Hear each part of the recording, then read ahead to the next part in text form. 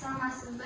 Саламатчылык. Алгач өзүңүз тааныштыра кетсеңиз. Жакшы болот. Мен Кадамжай районуна караштуу 54-Эш орто мектебинин жетекчиси болом.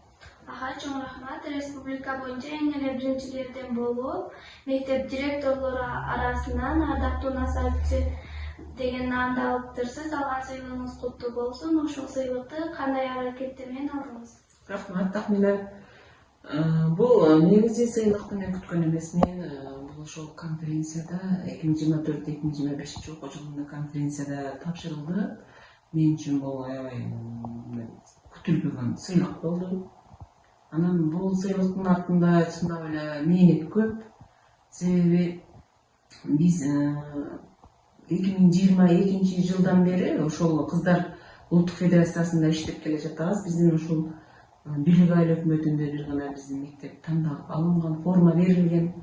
Анан 2022 жылы конкурска катышып, биздин кыздар катышып, өзүңөр жакшы билесиңер, биздин ошол Буралидан кызы Турсунай деген кыз, лидер кызыбыз өзү жетектеп кино тартышып, андан кийин ошол бүт берилген тапшырмалар толук аткарышып биринчи орунду алганбыз.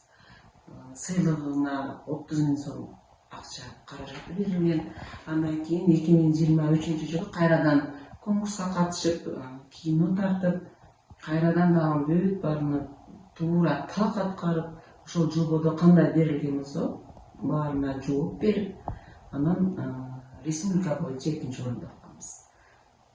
Анын сыйлыгы дагы акча болгон, 40 000 сом берген.